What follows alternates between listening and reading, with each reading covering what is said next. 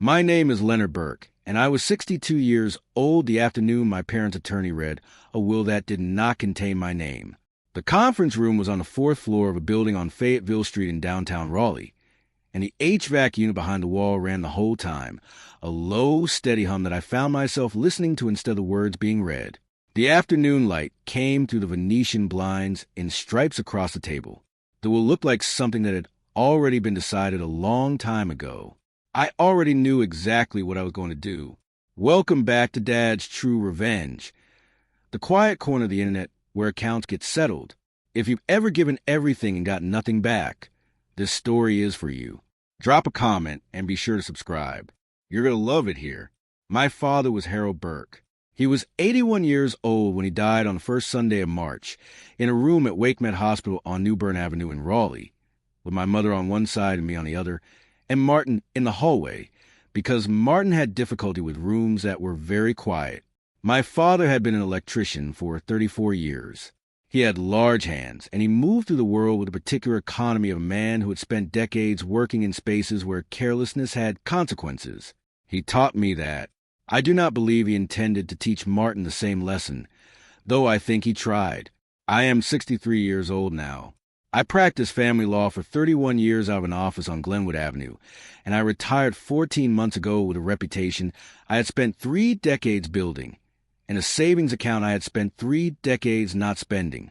My house is at 714 Elm Court in the Mordecai neighborhood, a craftsman bungalow with a front porch I refinished in the summer of 2018 over 4 consecutive weekends.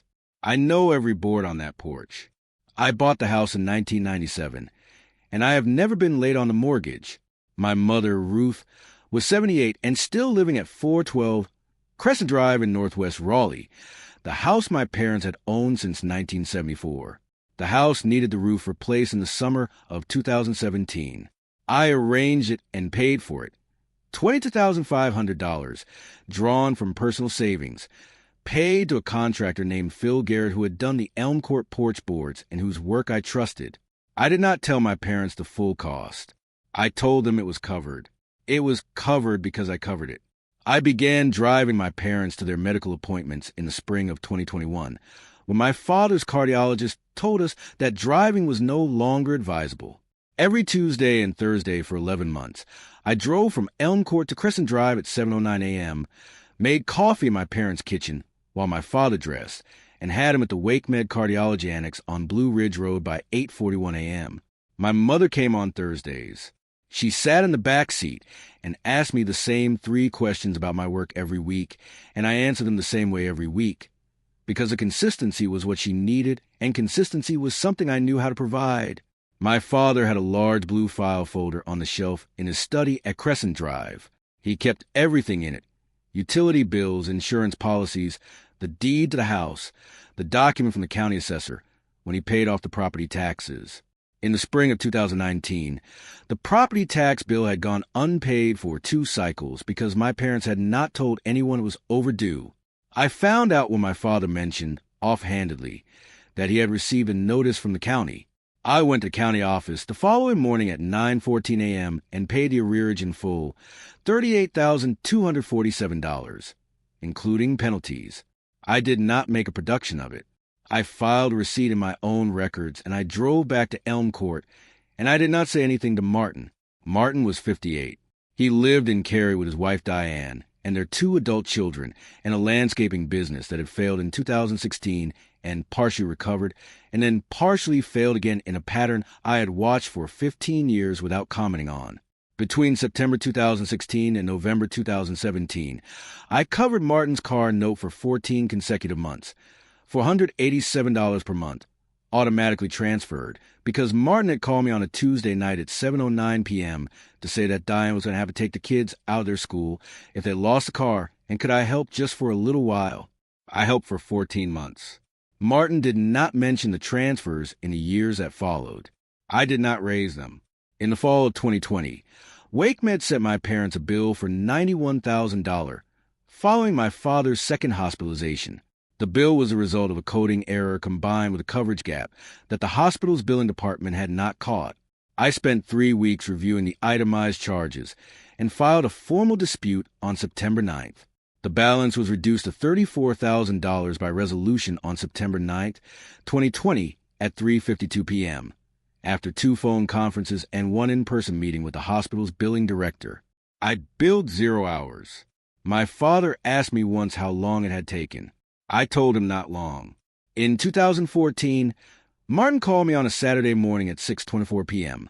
I remember the time because I had been on the back porch at Elm Court when the phone rang, and the light was still low, and told me he had been stopped the previous evening and charged with driving while impaired. He was not yet convicted. He asked if there was anything that could be done. There was something that could be done, and I did it at personal legal cost and some reputational exposure, because Martin worked in a field where a conviction would have ended his contractor licensing. I filed the civil diversion request myself. I did not bill him. I did not tell our parents. I kept in my own file. The file lived in the fireproof cabinet in the study at 714 Elm Court. I had maintained it since 1991. Every financial act I had performed for the family was in it. Receipts, transfer confirmations, the property tax payment, the roof contract, the medical billing dispute resolution, the tuition contribution I had made to Martin's older son in 2018 when the financial aid gap had come up short by $11,400. All of it was in the file. And in the file, in a white business envelope with my name on the front in my father's handwriting, was something else. My father had given me the envelope on the Tuesday before Easter, 2 years before he died. He called me to the study at Crescent Drive at 11:03 a.m. and told me to sit down. He was 79 then, and his hand shook slightly when he held things, but his voice was steady. He said he needed me to keep something for him. He said he had made a decision, and he wanted someone to know where it was. He pressed the envelope into my hands. It was sealed. His name was on the return corner in the same handwriting. He said, "Leonard, do not open this unless you need to." I said I understood. He nodded once. That was the whole conversation. I put the envelope in the fireproof cabinet when I got home, and I did not touch it again for 2 years. I had filed my father's tax return for 19 consecutive years without billing a single hour, beginning in 2002 when he retired, and the returns became complicated by pension distributions and property income. Every April, I drove to Crescent Drive with my laptop and sat at the kitchen table and worked through the forms while my mother made coffee, and I filed electronically by 2:38 p.m. and drove home. The family saved approximately $4,000 per year by not using an outside preparer. Over 19 years, that was $76,000. I kept that calculation in the file, too, in a column I had never shown anyone. In 2014, I also paid the heating bill at 412 Crescent Drive for the 9th consecutive winter. The bills ran between $1,400 and $1,900 per season, depending on the weather. I paid them because my father had mentioned in 2005 that the bills were becoming difficult on a fixed pension, and I had said I would take care of it, and I had taken care of it every year since. I paid them online, automatically, from a sub-account I had set up specifically for the purpose. Martin did not know about the heating bills. My parents knew. They had stopped mentioning them after the 3rd year, which I understood to mean they had accepted it as settled. It was settled. I settled it every November. The will reading was on March 14th at 2:38 p.m. in the conference room of Gloria Trent's estate practice on Fayetteville Street. Gloria Trent had been my parents' attorney for 11 years. She was competent and thorough, and I had referred 2 clients to her practice over the years, which she was aware of. She read the will the way attorneys read wills, steadily, without inflection, as though the words were administrative rather than human. The estate, the house at Crescent Drive, the pension remainder, the joint savings account, a small brokerage account, and the content of the house was left in its entirety to Martin and Diane Burke Holloway, jointly, with a provision for my mother's care to be managed through a trust in Martin's name. My name was not in the document. I didn't answer when Gloria Trent looked up from the page. Martin was across the table. He had his hands folded, and he was looking at me with an expression I recognized. It was the expression of a man who knows something is coming and has already decided how to survive it. Diane was beside him. She was the one who spoke first. She said, "Leonard, we talked about this with your parents. Your father and mother both felt that you had your career, Your income, your savings. Martin's situation is different.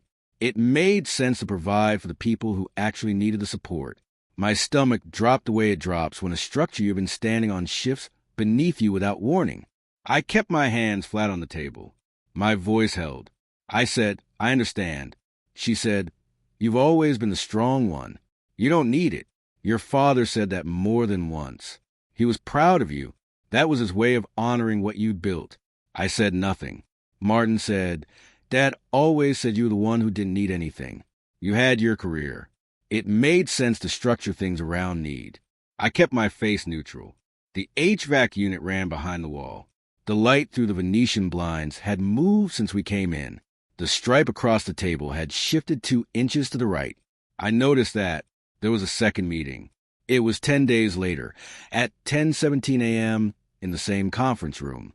My mother was present this time, in the chair at the head of the table, and she looked smaller than she had looked at my father's funeral, which was the last time I had seen her in a formal setting. She held her purse in her lap with both hands. She did not look at me directly. Martin had brought a printed summary of the estate assets and a proposed timeline for selling the house at Crescent Drive. He said, we've been talking with Mom about transitioning her into an assisted care situation in Cary, closer to us. She'd be near the grandchildren. It's practical. I looked at my mother. She said, it seems like the right thing. She said it quietly, the way people say things when a decision has already been made and they are informing you rather than discussing. Martin said, Leonard, I know this is a lot to process. We just think it's better for everyone if we handle things from here. I nodded once. I did not say what I was thinking. What I was thinking had nothing to do with the assets and everything to do with the fireproof cabinet at 714 Elm Court and a sealed white envelope with my name on the front in my father's handwriting. I drove home on Mordecai Drive at 3:52 p.m. Something in me had clicked into place. So quietly, I almost missed it. I did not go to the fireproof cabinet that night. I went to the back porch and I sat in the chair where I had been sitting when Martin called me in 2014, and I looked at the yard and I let the information settle the way sediment settles, slowly, without rushing it, layer by layer until you can see the bottom clearly. My father had given me that envelope and told me to keep it unless I needed it. I had decided, sitting on the back porch on a cool Tuesday in March, that I needed it. I opened the cabinet the next morning at 8:41 a.m. The envelope was where I had put 2 years before, in the back of the top drawer behind the property tax receipt for the 2022 cycle. The paper was heavier than I remembered. The seal had not been disturbed. My father's handwriting on the front had faded slightly at the edges of the letters. He had used a felt-tip pen, and felt-tip pens faded. But the name was clear. I did not open it. I took it to a copy shop on Person Street and made 2 certified photocopies at 9:14 a.m. I put 1 copy in a second envelope in the cabinet. I put the original in my jacket's interior pocket. Then I called Gloria Trent's office and asked to speak to her paralegal. Sandra Fielding was the estate paralegal at Gloria Trent's practice. I had spoken with her twice during the initial proceedings. She was organized and precise, and when I told her I had a document I believed constituted a codicil to Harold Burke's will, she was quiet for a moment and then said she would need to see it before she could schedule anything formal. I told her I would bring it in. She said, Mr. Burke, is this document notarized? I told her it was. She said, then we will need to schedule a supplemental hearing. I told her I understood. I did not tell Martin. Martin had begun telling people. This was the part that required the most steadiness from me. He told the neighbors at Crescent Drive that the estate had been settled and that his mother would be moving to Cary in the spring. He told his 2 sons that the house would be sold. He told Diane's sister, apparently, that Leonard had understood the situation and that the family was moving forward without complication. Diane called me on a Wednesday afternoon at 6:24 p.m. to check in. She said, Leonard, I just want to make sure you're doing okay with everything. Her voice had the particular warmth of a person who believes the difficult conversation is already behind them. I kept my voice level. I said I was doing fine. I said I appreciated the call. I said I would see them soon. She said good, and that she was glad, and that she thought my father would have been at peace with how things had worked out. My shoulders went tight. I said I hoped so. We ended the call. I set the phone on the kitchen counter and stood there for a moment while something in me went very still. The supplemental hearing was scheduled for a Thursday morning in April. Gloria Trent's office notified all parties. Martin called me the evening before at 7:09 p.m. He asked what the hearing was about. I told him it was a procedural matter that had come to my attention during a review of the estate documents. He said, "Leonard, what does that mean?" I said it meant he should be there. He was quiet for a moment. His voice, when he spoke again, had lost the particular ease it carried since March 14th. He said, "Should I bring Diane?" I said that was up to him. The conference room on Fayetteville Street looked the same. The HVAC unit ran. The light came through the blinds at the same angle it had come through in March, because April in Raleigh is not so different from March in the morning. Gloria Trent was at the head of the table. Sandra Fielding was to her left with a fresh file. Martin and Diane were across from me. My mother was not present. I had called her the previous evening at 6:24 p.m. and told her I had something to share with the family, and she had said, very quietly, "I know Leonard. I think your father wanted this." That was all she said. I told her I would call her after. Gloria Trent said, "We received a document from Leonard Burke that he believes constitutes a codicil to Harold Burke's will. It has been reviewed by this office and by an independent verifier. We're going to proceed with the reading." She looked at me. I reached into my jacket pocket and removed a white envelope. I set it on the table. I slid it across to Sandra Fielding. My hands were steady. Sandra Fielding opened the envelope at 10:17 a.m. She removed a single folded document, 3 pages, handwritten on my father's personal stationery, the cream-colored paper with the HB monogram at the top that he had used for personal correspondence since I was a boy. She unfolded it. She read the date at the top, November 3rd. The year matched the period 2 years before his death. She passed it to Gloria Trent. For a moment, nothing. Gloria Trent read silently. Then she read aloud. My father's voice was in the words, not literally, but in the way his sentences moved, the short declarative constructions he favored, the precision he had inherited from decades of working in systems where precision was required. The codicil stated that it was his intention to provide equally for both of his sons. It stated that Leonard had, over the course of 31 years, contributed materially to the welfare of the family in ways that were not reflected in the original estate document. It listed, in my father's handwriting, 11 specific acts: the roof replacement, the property tax arrearage, the medical billing dispute, the heating bills, the tax filings, the car note assistance, the DUI filing, and it stated that the house at 412 Crescent Drive was to be held jointly, with Leonard receiving a right of first purchase at assessed value, and that the brokerage account was to be divided equally. It was signed. It was dated. Reginald Oakes, Wake County Notary, Fayetteville Street, had witnessed and sealed it on November 3rd at 11:03 a.m. I didn't speak. Diane's face went the color of the cream-colored stationery. She looked at Martin. Martin was reading the document.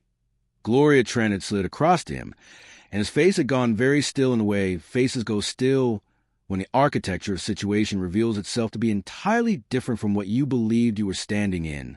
His hands held the pages without movement. He turned to page 2. He read the list of 11 acts in my father's handwriting.